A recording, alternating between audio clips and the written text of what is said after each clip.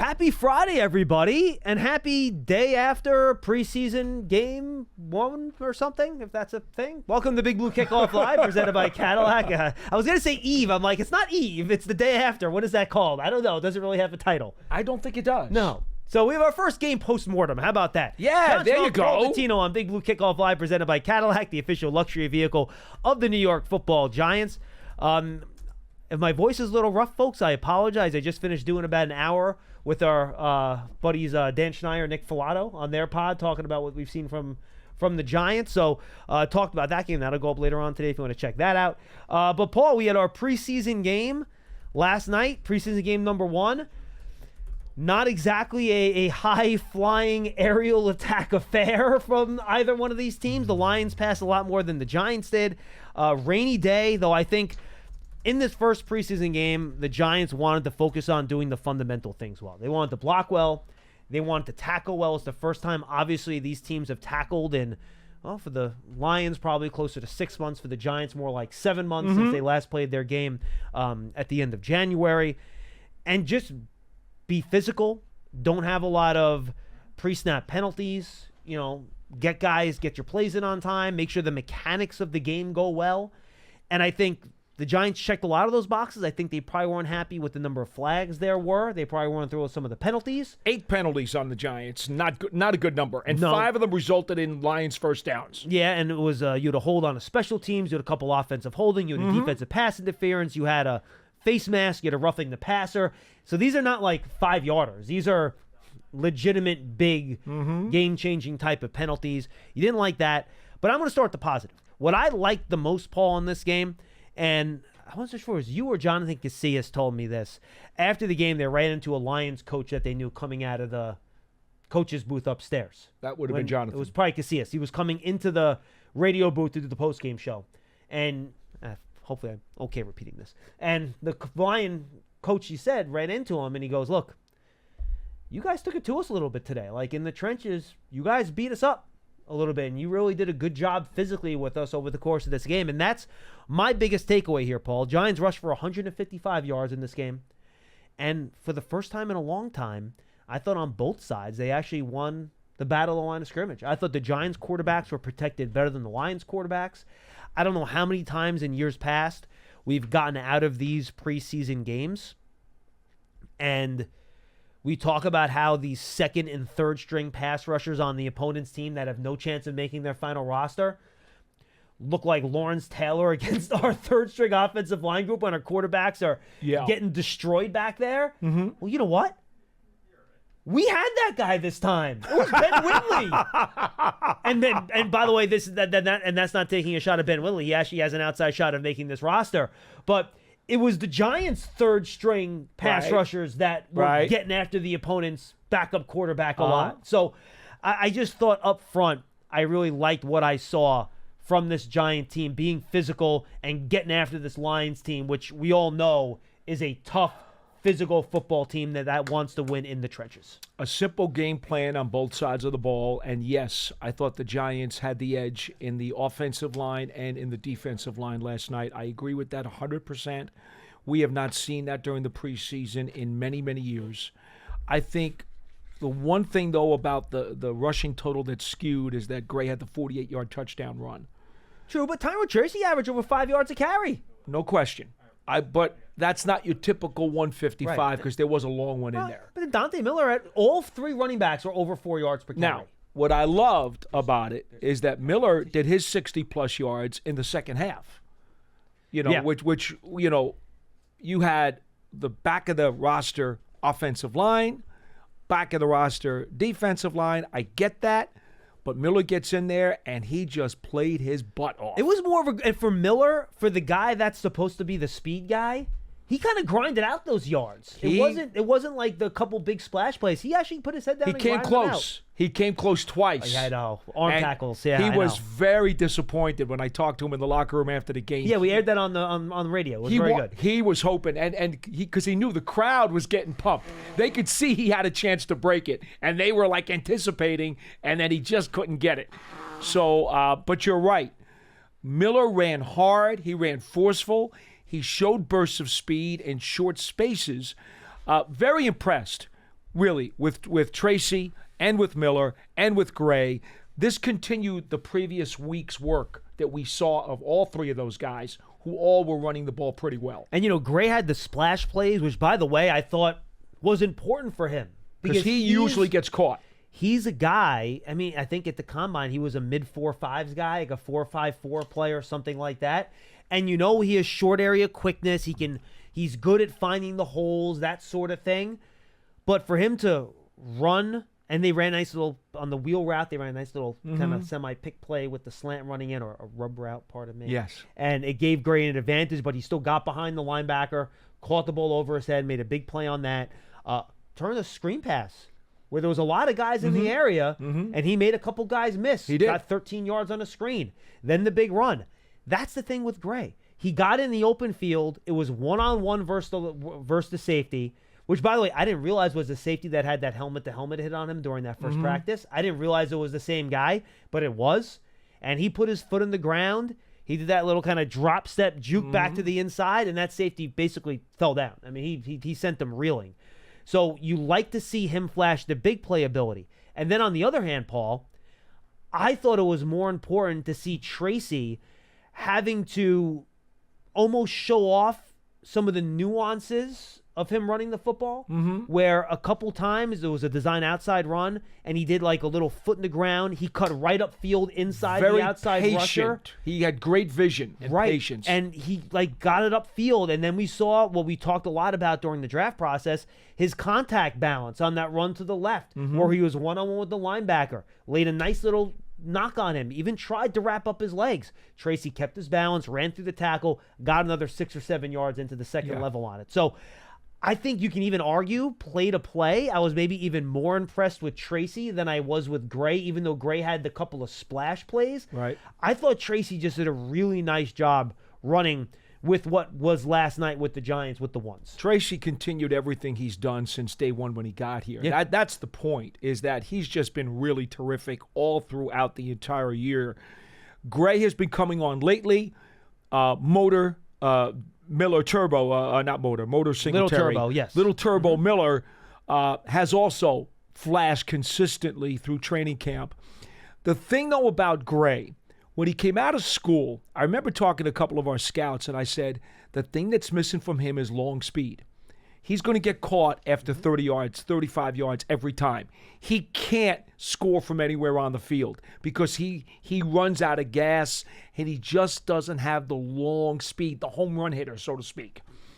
And last night, he made the juke, left the defensive back in his wake, and there was one other defensive back who had a chance at him.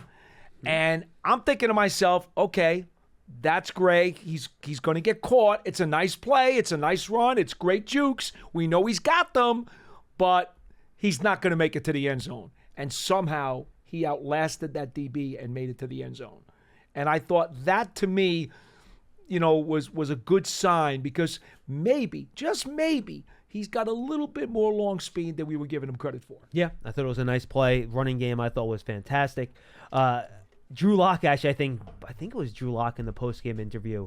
He was asked, and he goes, he better not get caught from behind on that. And he's like, and he didn't. He scored the touchdown, which was funny. Drew Lock was also asked in the post-game how he thought he played in the game. And I will imitate the answer for you, because it was just really funny. He goes, I could have been a lot better.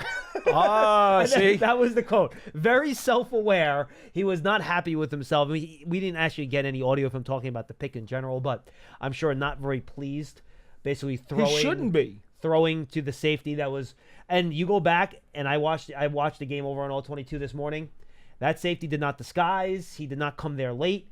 They started in too high safety. He dropped right into the middle of the field. He was sitting there waiting in the spot. And by the way, the cornerback beat the receiver to the spot too. So Hodgins was the intended receiver. Yes, it was just not a great decision by Locke trying to get it into that spot in the middle of the field. And we saw a couple other plays where Locke made some plays. It was funny, I thought, Paul. And I'll get to that in a second, but give me your take on Locke first before I can make my next point. Well, one of the things that Dabo likes about him is that he will zip the ball into a tight spot, and he's not afraid. That was a little too tight. Too tight. Holy smokes. So I'm down on the Giants sideline, and I'm, of course, always ahead of the play. And when I saw him look that way, because he was looking toward me, down the right seam, right? And Hodgins makes the in cut to go in, and I'm like, no, don't throw it. He was looking right at him. And there was the corner there who beat him to the spot. There was the safety sitting, and the ball went right to the safety. It was the easiest interception of that safety you'd ever have. And all right, so now I'm thinking, all right, now let's see what the head coach / play caller is going to do about this. So I run down behind the bench, and I did give the hit on the radio. I don't know if you had the headset on. I did not. No. Okay. Oh, yeah. I did not hear it, but go ahead. So I ran down to the bench, and now there's the change of possession. And Dable, who called all the plays last night and was telling people how much he loved doing it. Okay, great. I wanted to see how are the mechanics going to work with this. What's he going to do about this? So he goes over to the bench where Locke is sitting, and he asks for the video. Because, by the way, last night is the one preseason game. The first preseason game, they're allowing all teams to use video on the tablet on the sidelines. Correct. So Dable asks for it. Gets the video, he's looking at it, and you could tell that he's puzzled and not pleased at the same time. And he shows it to Locke, and he goes, "What did you see?" And Locke just points to it, and Dable shrugs his head and just turned around and walked away. He was not pleased with the answer because he could not believe that Locke had not read the defensive secondary on the play. And we've seen Dable have that reaction to other interceptions. Yes, we have. Yes, we have. Look, you wouldn't expect him to be happy about. No, not at all. It was an appropriate reaction, and I was glad to see that even with the dual duties as the head coach, Dable stayed true to himself because that's the way he is all the time. So it showed that he was able to handle the dual job and still do what he wanted to do and not get out of character. And I think that's important because he stressed before the game and then after the game as well, he thought the operation went well. Yeah, we have 3 people on the line. We have our whole bank of calls full here, Paul. I want to get to them. Anything specifically else you want to mention? I have a couple other things, but I would rather get to the calls that you want to hit before we take some phone calls here. I would say one thing. In talking to Howard Cross afterwards on the rapid reaction that you guys can call up on the internet. That'll be on the Giants Huddle podcast. Check that out, please. There you go. Howard, I wanted to make sure we get a little promo there. No, absolutely. Good. Well, yes, but you said it was just on the internet. The internet's pretty big. I'm sorry. Let's focus people in here. Giants Huddle podcast. That's exactly right. And on the Giants mobile app. And all of your favorite podcast platforms everywhere. There you go. Yes. You got it, Paul. Howard specifically was behind the end zone yesterday doing sideline TV. Mm-hmm. And he went behind the end zone because he wanted to see exactly what the formations were going to be on the kickoff returns. And we had a few of them last night. And so in talking to Howard on that program, so I'll give you one little snippet of what is in that show. You guys should go and listen to it.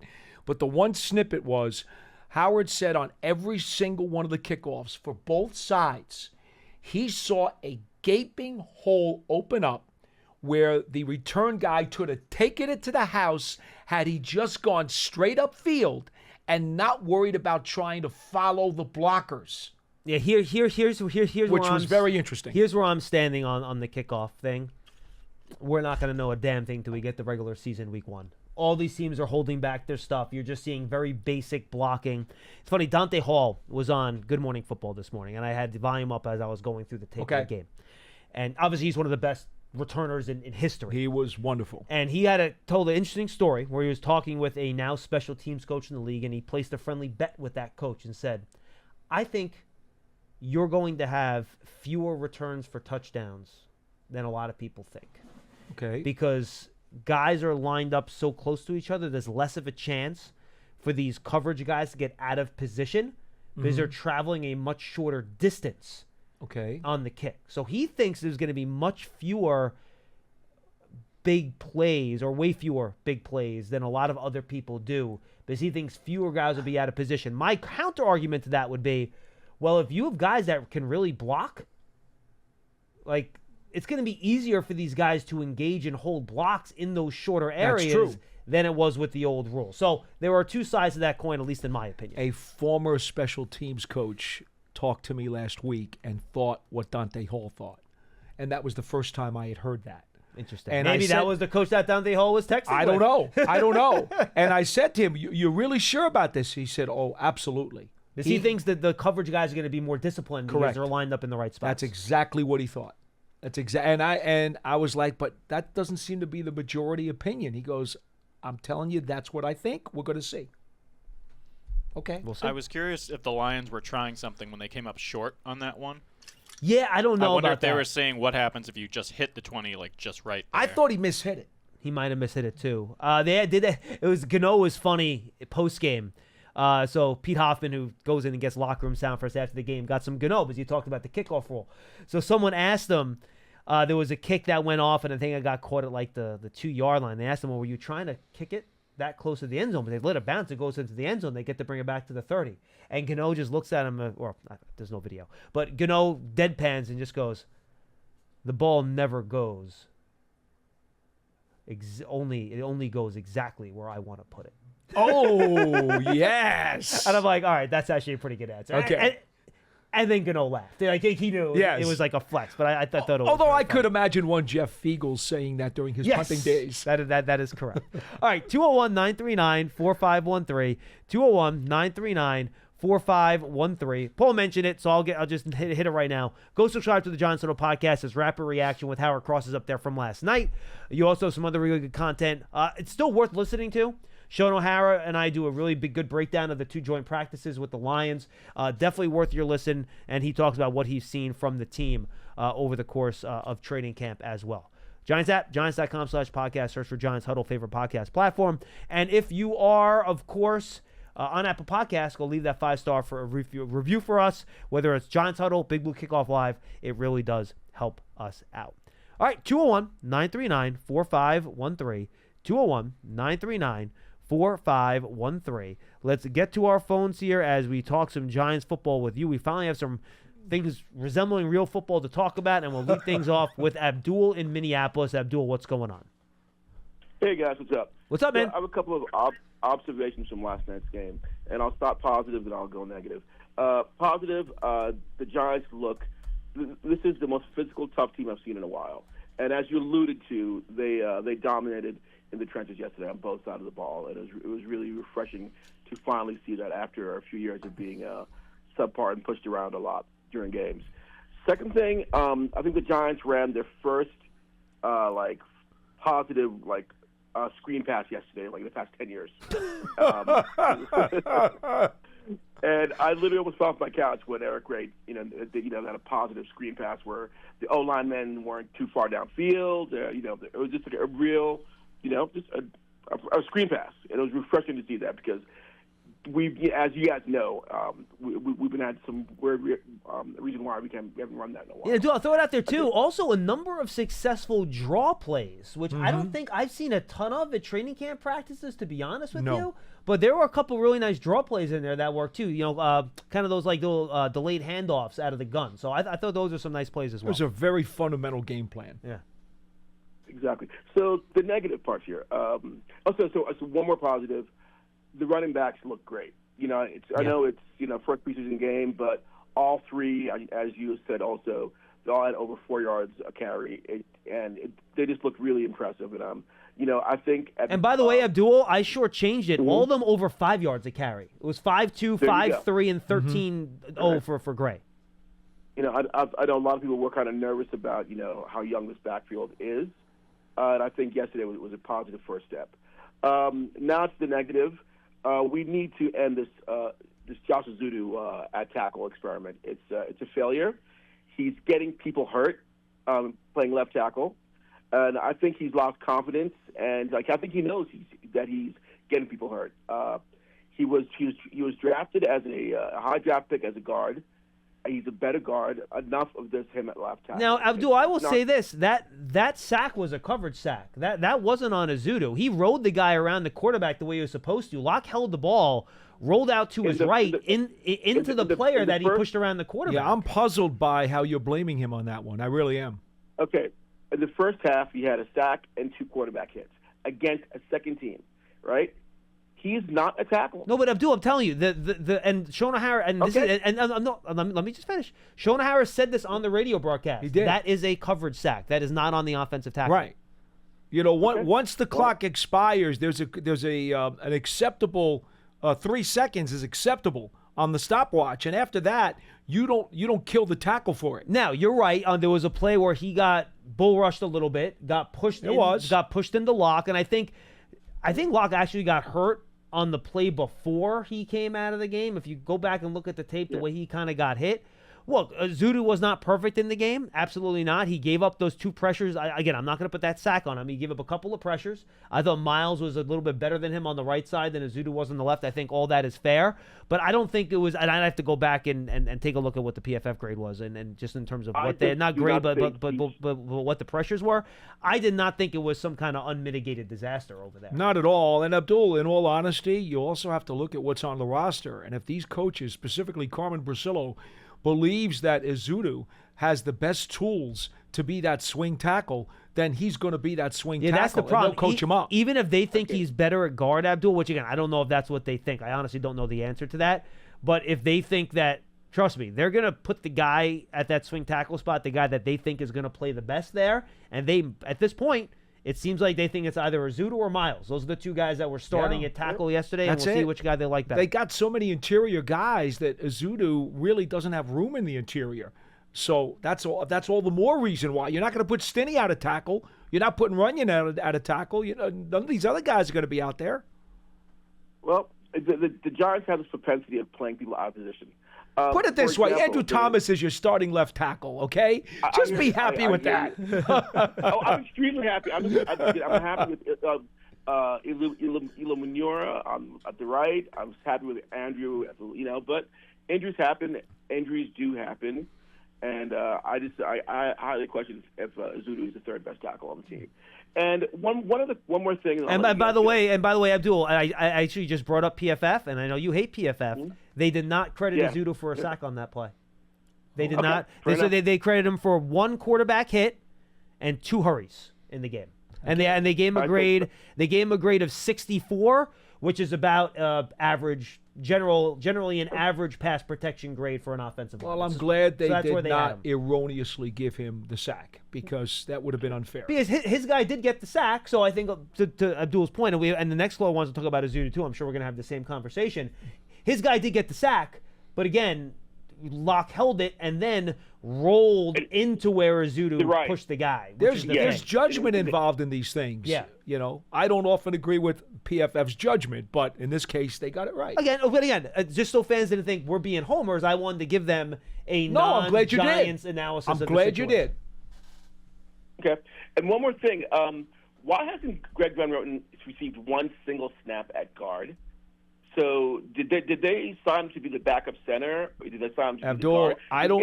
I don't think they're very happy with the depth at center, and Van Roten has shown Brasillo in the past that he can do it. And so when they got him here, understanding that the competition at center wasn't exactly as high as they wanted it to be, they threw him in there, and he's done well. Yeah, frankly, I think they wanted to make sure the offense against the Lions was functional in the joint practices, and that was the guy they trusted the most there, Abdul. Just because he hasn't – let me put it this way. Just because he hasn't played guard yet in practice, there's still a chance that he's a starting guard in week 1. He could be. So I wouldn't put too much into that. I think to Paul's point, it's more of a – let me put it this way. Once John Michael Schmitz is back, I think Van Roten's playing guard. Mm-hmm. I agree. I hope so. Okay, I agree. All right, guys. Thank you, man. Appreciate you guys. No, good. Abdul, good stuff, man. Appreciate the call. 201 again. I'm not telling you Ezeudu was perfect last night. He did get bull rushed into the quarterback a couple of times. But I thought he was okay, and I thought he was fine. 201-939-4513. Let's go to Rich in Florida, who also wants to talk about Mr. Ezeudu. Rich, what's going on? Greetings, John and Godfather Abdullah stole my thunder there. Good discussion on Ezeudu. I don't like him at tackle either if you watch Bobby Skinner on Talking Giants. He used to be an offensive lineman.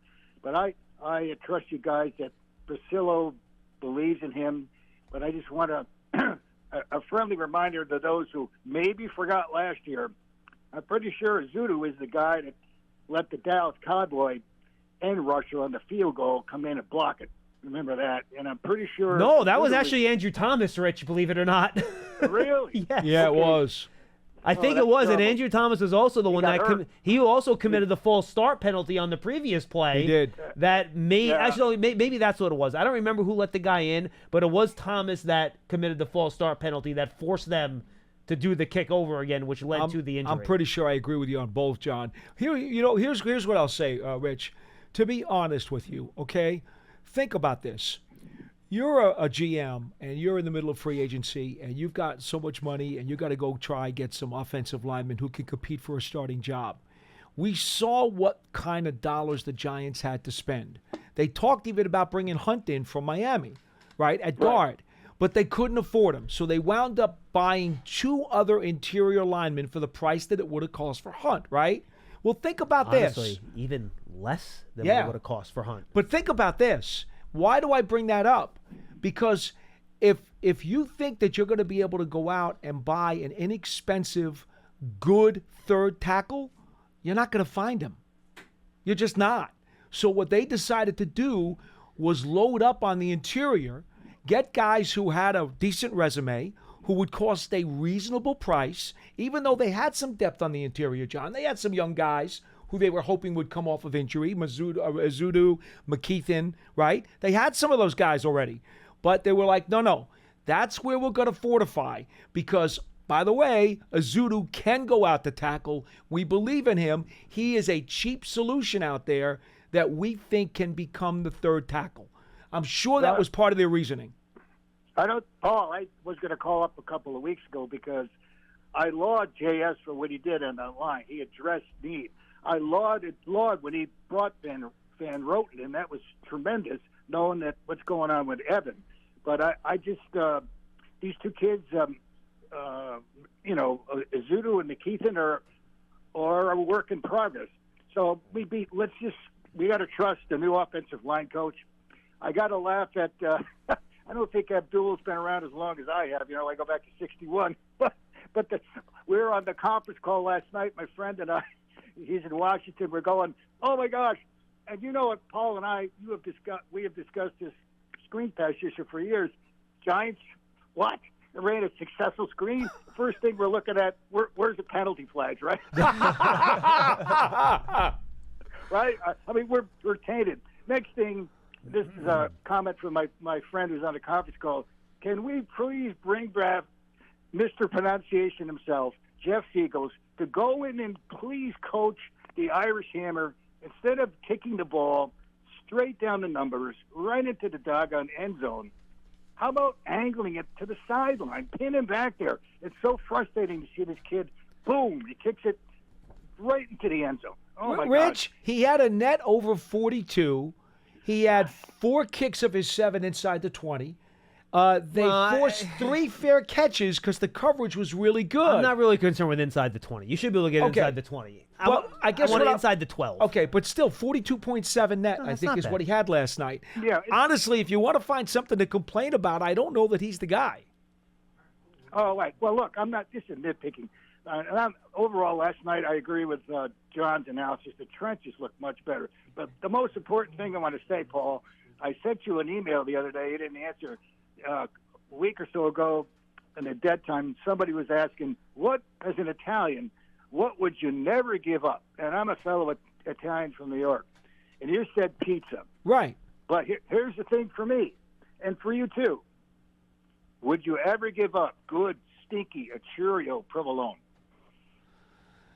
I'm a Belgioso provolone guy. Really? Yes, I am. Oh, Now, And I I remember tell you- the option Rich we gave him was, would you give a pasta or pizza? It wasn't anything. Correct. It was specific to those 2 items. Correct. Just for the record. And by the way, seriously, try Belgioso provolone. It is magnifique. does it good taste and then the nazone, the nose? Incredible. Key. I'm telling you, man. Belgioso. Can we get them as a sponsor? Somebody call Robertson. Get Belgioso in here. I don't think we have an Belgioso. official cheese. I don't think. We need to get one. You need to get one. Belgioso. I'll look for it, Paul. Anyway, great job as always. Thank you, Rich. God bless. Have a good day. Go You too, Giants. Rich. All right, 2 comments off that call, real quick. I do wish we had Fiegels here to try to pronounce some of these new guys on the team. Yeah. Like Ogi Ogufo. I like to see him try that one. Even Illuminor. Yeah, Illuminor. Yeah. He would say correct. aluminum. That or like Illumination, maybe something like that. Our first caller said Illuminora. Yep, Illuminora. Yeah, he can go there. Maybe Jermaine Illustration. And as a guy that would talk about the kickers, Mikatamne is not easy either. Mikatamne is hard. It's not. You have to really think about it when you go there. So I wouldn't mind seeing him try some of these things. And by the way, let me just say this on Azudu. And I say uneducated because I'm not an offensive line coach. Based on what I've seen in practice, my third favorite tackle right now is Miles. He would be my guy. I think he's done a nice job. I think he moves his feet well. But I don't think Azudu is and again, this is my uneducated opinion. Carmen Basil and these coaches know much more than we do. I don't think Azudu has been. I think he started, had a little first few days of camp. It took him a little while to get into it. I think he's been better since the pads have come on. Well, I think from what we've seen this summer, he's certainly taken a step forward from when he was thrown into tackle during games last year. Oh, yeah. Yeah, we don't need to think about that Seattle game. That was not good. No, it was not. 201-939-4513. Run or walk with Giants legends. The Giants will host a 5K run and race. Kids Run, presented by Quest on Saturday, September 7th at 9 a.m. at MetLife Stadium. Net proceeds will benefit the Giants Foundation. All participants will receive a commemorative T-shirt. And after the race, stay for a post-race festival with appearances by Giants legends and a live DJ. Register now at Giants.com 5K. That is all part of the Giants Fan Fest celebrating the Giants' 100th season. It's free and open to the public. Brought to you by Wendy's. Celebrate 100 seasons of Giants football with a ceremony honoring the top 100 Giants, autographs and panel discussions by Giants legends, historic displays, photos with the Lombardi trophies, and an incredible drone light and fireworks show to end the night. Get your tickets now by visiting Giants.com/FanFest. And that FanFest, I believe, is the 6th, right? Pearson, it's the Friday, the Fan Fest? It's Friday, September 6th. They probably should have put the date in the copy. I'll have to add that to it when we read it moving forward here. I think you should. Yes. 201-939-4513. 201-939-4513. Let's go to Barry in Indiana next, Pearson. Barry, and then Wilson, you'll be up after Barry. Barry, what's going on? Hey, man, I want to talk about how we got all four running backs, and they all look solid. Talk to us. What do you got? Is it possible that we could keep all four of them? We had this debate the other day, We and did. Matt Sytak thinks yes on the 4 running backs. I would find it difficult to keep more than 3. Yeah. I think we also have to figure now after what we saw last night, and I know Drew Lock injured his hip, and Coach Dable's going to address the media in a very short while. I don't think that's serious, but the truth of the matter Joe is... Shane said on TV during the game he could have went back in the game. Drew Lock said after the game he could have went back into the game. They listed him as questionable during the game. So I assume that it's minor, but I'm getting real queasy about the quarterback thing, especially with Daniel's history and now Locke at least getting a little dinged. I'm thinking they're going to have to keep 3, John. I thought all along that it was going to be a waffling thing. 1 week you want to, the next week you don't. Right now, I'm on the side of saying you've got to keep DeVito, and that means you got to steal somebody from another position. Where's it coming from? It could come from running back. I just don't know. All right, so if they get rid of a running back, who would they get rid of? Because they all look solid. I think you would either, depending on who they think they could slip onto the practice squad, my guess is that it would either be Gray or it would be Miller. Those would be the 2 guys. I think, just based on what I've seen, I think Tracy's ahead of those 2 guys right now. I agree. Brian Dable or the coaches have not told us that. That's just based on what I've seen. So I think it'll be Gray and or Miller, depending on how the next few weeks of camp goes. And look, Gray probably. Look, Miller's a rookie. He barely played football last year at South Carolina. He played in the Ivy League before that at Columbia. There's probably a lot of stuff at running back. Barry, you love the speed, the pass pro scheme that he's still trying to figure out that you can't trust him with yet. If I had to guess right now, I think Gray's on, and I think Miller would be practice squad. In a perfect world, I would agree with you, John. I just don't know what's a perfect world. Barry, honestly, if you want to make sure you can keep all 4 guys, hope Turbo doesn't break any long runs in these next 2 preseason games. Right. That'll make him more attractive to other teams. I'll say this. Exactly. After a slow start to training camp, Eric Gray has picked it up. He's had a nice week. He really has gotten it into second gear. Hey, you know who's looking real solid, too, though, on the low is Adam. Linebacker Adam, which I think. He can't miss those 2 tackles he missed in the second half of that game. But look, he's a really good special teams player. Yeah. And if he makes the team, Right. he's going to make it on the back of his special teams play. Okay. Johnson Hey, played other well than that, last the night first- too, and so did Beavers. Hopefully he's healthy, Deontay Johnson. Yeah. Hey, I'm gonna take it off the air off this one. I know it's the first game, it's preseason, but I think we look solid. We look real solid. We look real physical, and it's back to Giants football. I've been a Giants fan since '86. You remember when you see how the Knicks last year they all got together when the Knicks was winning a couple of games? That's how I became a Giants fan. I was living in the Bronx at the time, and I was 6 years old. And, you know, the Bronx in '86, forget about it. We talking about everybody was just going crazy. So when they won their first Super Bowl in '86, Yes, sir. you seen New York get together. And I asked my mom, I remember asking my mom, I'm like, what's going on? Why everybody so happy? And that moment on, that's when I became a Giants fan. Very cool. Because everybody stuck together, and everybody was rooting for the Giants, and that's why I became a Giants fan. But other than that, look, Giants look solid. Go Giants. Know it's the first game. We're just going to keep it big blue no matter what. Thank you, Barry. Good stuff, man. I should have asked him how a kid from the Bronx wound his way up in Indiana. I should have asked him that question. I'm hoping it was occupational. Oh, I'm sure it has something to do with work. I don't need to just leave for no reason.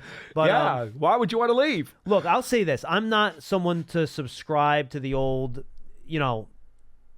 the Giants have always won this way, so you try to copy that and you live in the past and that sort of stuff. I'm not one that lives by that. I've heard it too many times, and frankly, it annoys me a little bit, where it's just like, build a good team the right way. And I think that's what Joe Shane's trying to do here, right? You're trying to get better up front on both sides of the ball. That's where most of their resources went. More of a new school way of doing that. Focus on getting a big-time wide receiver in here. They've certainly done that in Malik Neighbors. Put a good situation around your quarterback. Try to get more explosive plays on offense. Give up fewer explosive plays on defense. Prevent sacks on offense. Guys, look, a huge part of winning in the modern NFL now is sack prevention on offense. We went through those stats from Warren Sharp last year. How much your points per drive go down when you give up a sack on a drive. It's hugely important. Hugely important. Explosive plays. We went through those metrics last year. Your odds of scoring on a drive when you have one play of 15 yards or more goes up 20 to 30% just from one 15-yard play. Hugely important. On defense, it works in inverse. If you get a sack, better chance of getting off the field, right? Pressures. It makes it difficult on the quarterback. Not allowing big plays. That's how I think the Giants are trying to build out this roster. I think they're trying to build it out the correct way. We'll see if the young guys on this team that we all hope are going to take that next step, Paul, are able to take that next step, which will determine how effective it's going to be. But I feel like the plan and why they're doing things makes a lot of sense. Now we'll see if the players can execute that vision. See, this is why Joe Shane is so critical to what you're talking about, John, because he's not. He is the main star in the spotlight. no question about it. And Parcells used to tell us all the time, and this is one of the first things I learned from Tuna way back when. And by the way, just to be clear, Shane's doing this because Dable believes in that too. Oh, yeah. They both understand. Oh, they're on the that's same how page. You win. They are attached at the hip. But I remember Bill used to say, if you just know anything about football, chances are you can come up with a good game plan to defeat your opponent that day. You'll be able to find the paths to victory. It's not that hard.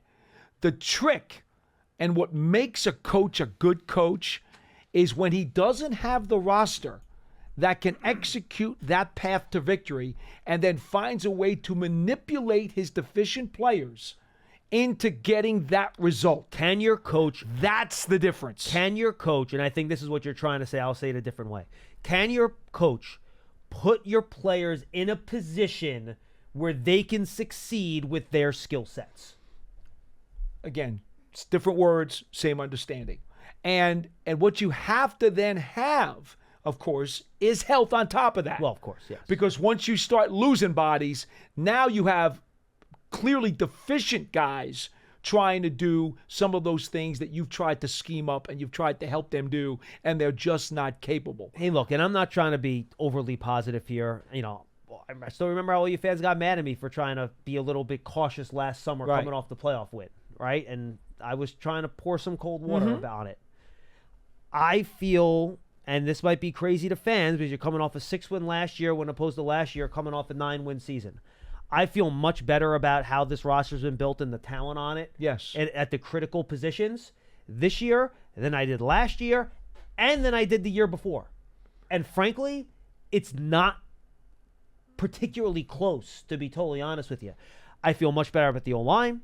I feel much better about the wide receiver core. I feel much better about the pass rush. 3 of the most critical parts of a team's success. I feel better about those 3 spots on this team than I felt about probably about any Giants team in the last 5 or 6 years.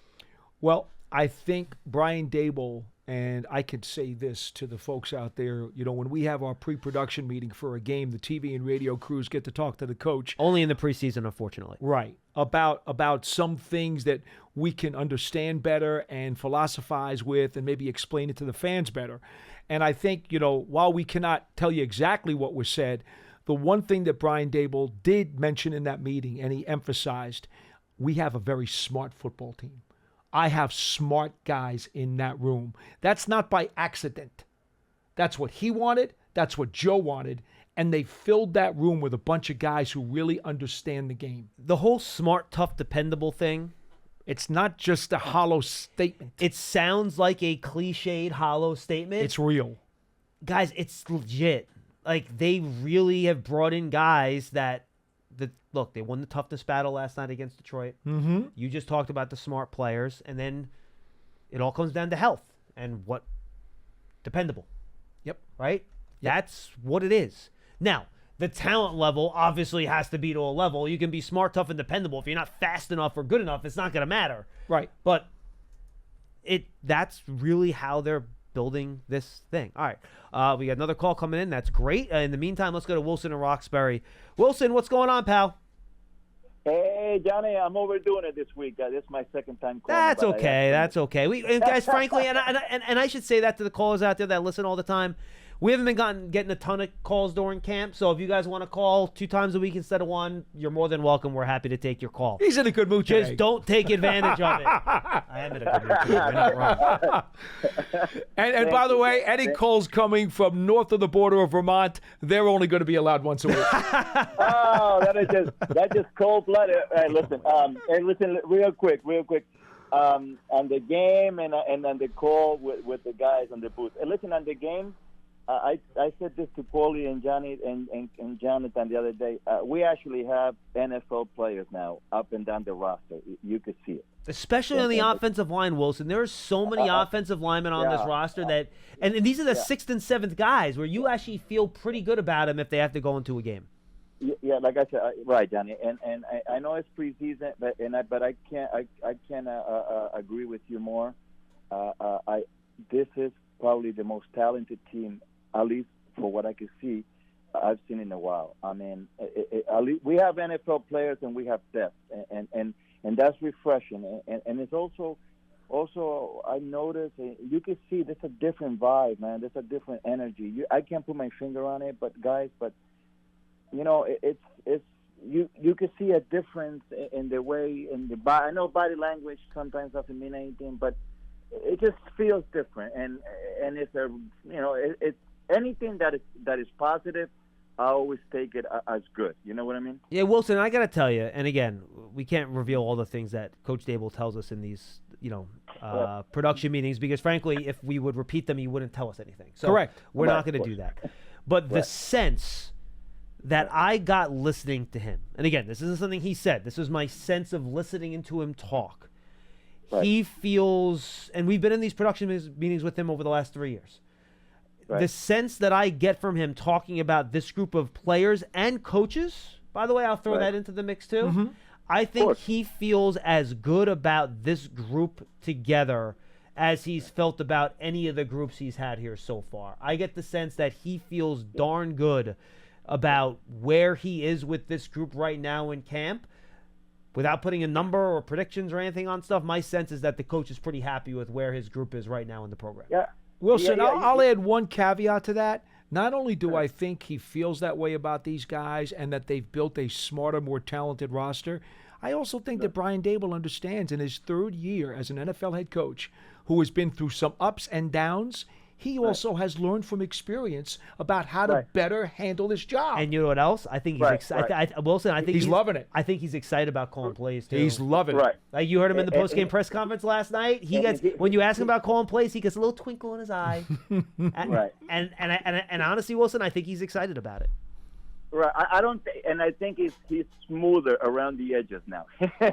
He's not as rough around the edges as he was from couple, like, hey, listen, Well, look, Wilson, it's very easy to be smoother around the edges now. You start the year 0-2, things can de-smooth quickly. Yes, they can. Yeah. Never judge things when they're going well. You judge things to see how people handle things when they go poorly. Again, I don't think that's going to happen this year. I think it's going to be better, but I think so too. Let's wait and see. Listen, and on the booth, I mean, it was great, man. It was like three guys just chilling at a bar last night. It was unbelievable. I have heard rave reviews about the Banks Sims TV booth. I did not hear any of it because we're on the radio, obviously, but I heard really good things. Johnny, listen, I think Bob only called half the game. Well, I got to be honest. The other half was, Phil just butchering every other name from the players and the guys talking about Bill Parcells and showing pictures. It was great, man. I never had so much fun listening to a preseason game. Paulie, it was great. And you know what's great? It was great. I mean, it was a long time coming. Two, all-time Giants Super Bowl winners, and Bob is the greatest, man. So you put all those three things together, and you get something special. Thank you, Wilson. Listen, thanks, guys. Thanks for taking my call for the second time. And no have a problem. Good day. Thank you, bud. Pearson, do me a favor. I want you to clip that and send that to me, talking about the TV broadcast. I want to send that to the folks upstairs. I think they'll appreciate it. Yeah, I think they would. To the broadcast. I think they would. And look, we love Phil. It's been great having him around. Oh, yeah. And don't think I'm not trying to figure out a way to get him on some of our stuff during the season. I'm working on it. But as if you know Phil also knows how to fill time. So when you got a preseason game that maybe isn't the best game in the second half, can't have a much better guy in the booth than Phil Sims to help fill some time with Carl Banks. It's as good as it gets. To say that he loves talking football is an understatement. Loves it. Understatement. All right, let's go to Maurice in New Jersey. We got two more callers. Maurice, what's up? Hey, what's going on, gentlemen? Happy Friday. Hey, you too, my friend. What's up? Hey, nothing much, man. Pretty much you guys touched on everything that I could possibly think about, but I just want to kind of reiterate some of the things that I've heard, like seeing Brian Dable yesterday. It just seems as though, like what the last caller mentioned, seems as though, like, and he mentioned it at the press conference, the conversations and communications with the coaches and things of that nature is just real smooth. I think he's really hired a good staff, like the guy who took over special teams, obviously the offensive line coach, and then look at the defensive coordinator last night, Bowen. Every time the camera seemed to be on him after a third down, he'll be communicating. Like, it was just so much good aura around the situation that I'm just excited for it. And then I just want to give you guys a few names of players. Yeah, and then Mo, by the way, real quick before you do that, Brian Dable was effusive in his praise for both Bowen and Gabriel after the game at the post-game press conference. So I think he was pretty happy with how those guys did in game one as well. Mm-hmm. No, absolutely, because it just seems to make his life a lot easier, and he's honestly just able to focus on what he loves the most, and that's like what you said, John, just calling them plays. Yeah, I'm telling you, Maurice, he is pumped about calling plays. He made that very clear. I don't think I'm giving away too much. We were kind of talking. He goes, "It's what I do." That was the line that he used, which was great. And look, real quick, didn't the game feel different? Like the sense of like the chess match and like the game flow. It just felt different. Like runs were called when runs needed to be called. I wouldn't take too much out of him, Maurice. That was a pretty simplistic game plan. Right. I think how the Giants operate offensively is going to look very different once we get to the regular season. Yeah, that's when his personality will really come through. Oh, yeah. Yeah, totally agree. But listen, I want to name a few players, and these are some guys that, I just have a general concern. And some of them are guys that I thought actually played well, like Drew Phillips, one of those guys. And Paul, your guy, Darian Beavers, he was out there flying around. I've seen some of that. You made some tackles. Also give me, this is one of my most concerning because he's a good player to me, give me your guys' opinion on Isaiah Hodgins. Is these last two preseason games, like, Like, are they catastrophic for him? Like, what's the temperature around him? And I'll take it off the air. No, appreciate it, Maurice. Look, I think he's a guy that's fighting for a spot just because that wide receiver room is so deep. And this is how I'll put it, and I think I put it this way in this podcast before, Paul. You know who your top four guys are. They're in, right? Neighbors, Slayton, Robinson, Hyatt. Then you have McKenzie and Olszewski competing for that punt and return spot and backup slot guy. We've talked about this on the show before. And then you have the last guy who is going to be your combination big body wideout and special teams coverage return guy. Not physical return, but on return teams, on coverage teams. Mm-hmm. I think you're looking at Hodgins, Allen Robinson, who I think they love the veteran presence he brings to that receiver room. I do. You have Bryce Ford Wheaton, who can be used as a gunner and a hold-up guy. Like his skill set. And no one's talking about him. Miles Boykin is a really good special teams player. That's what he was signed for. He's big, he's strong, he can run. He's another guy. Those are the four guys to me that are kind of in the mix there. And then, Dennis Houston, who frankly has been a really good receiver. I don't know how much he's given you on specials, but those four guys, I think, are guys that are competing. And I think the last two preseason games are going to be pretty important for that group. If you get a chance to rewind the game or watch the replay on NFL Network, just go back and watch the Giants kick coverage. You will see 81 Boykin in the screen. You will see Darnay Holmes, who had a really good second half of last season as a kick coverage guy. No, they like his physicality on specials. Number That's true. 30, man, he is in that picture at the end of every kick. He just seems to get down there and find a way. So, that's why Darnay Holmes is going to make this team. I know a lot of people were not happy with how he played defensive back over his first few years here. He was very inconsistent. Darnay Holmes is going to make this team. He's because got a shot. His specials are really good. Yeah, it'll be like I'm sure Hodgins, they weren't thrilled. I think he had the offensive holding penalty right on the opening kickoff. He did. So, how many guys, especially with the new kickoff rule, on the back end of the roster are going to have to be really good specials guys? I talked about this with one of the Giants front office personnel guys about a month or so ago. And I said, if you remember when the Eagles had that run of about 6 years where they were the dominant special teams team in the league, the reason that they were is that their front office always reserved the back 3 to 4 roster spots, basically for guys who couldn't play a lick, but were incredible special teams guys. They actually did that. They were good enough that they could have the luxury of reserving the back end of the roster for special teams demons. Yeah, must be nice. Must be a hell of a way to run a team, right? To have that. And that's what they did. And specials were so good, they always had an edge on specials every single week. And that's why they did it. Well, so I said to the Giants executive, I said, I remember when the Eagles did that. Our team's going to have to do that now. With the new kickoff rule and some of the changes in personnel requirements to make this special teams unit work more effectively. And he said to me, we're not sure, but I will tell you this. There is no question about it. We are now going to mark a +1 next to any guy who can show they could do good things on specials. remember, it's not just a little edge. It's going to be a +1. And kickoff, because of the condensed formations now, without running all the way downfield, speed's not as important. You need physicality. They need bigger guys. So more linebackers, maybe some more safeties. I also wonder, and I'll get to Coach Marvin in a second. Marvin, you're going to have a couple minutes here because we got to go quick. But I wonder if at some point some teams might throw some offensive linemen out there on kick return to block. Ooh.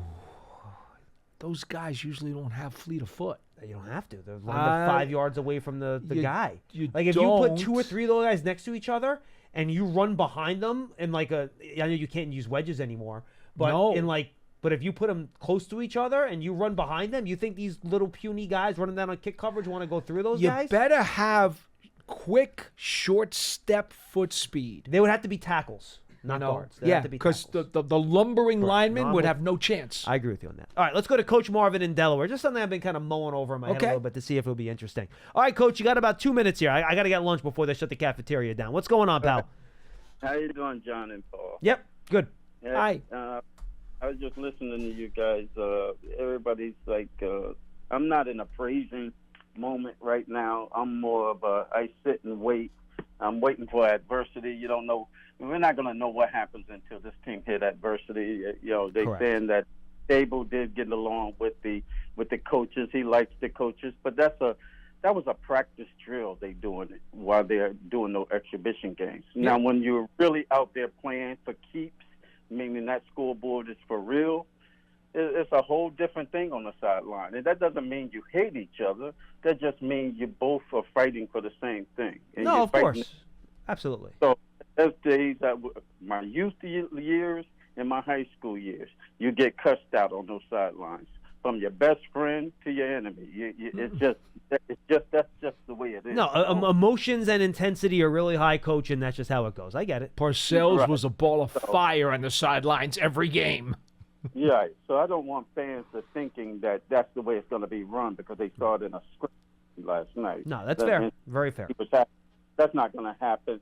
And whatever happened between the coaching staff last year, that happens too. It just happens. It goes separate ways. He's the head coach, and you have to follow the head coach. And when a coordinator is wanting to run the team, and I had a coordinator like that one time, I had to let him go because he's not following the same storyline I have for the team. So you can only have one storyline for the team, not everybody giving their own story. You guys were talking about the coaching, how you coaching a team.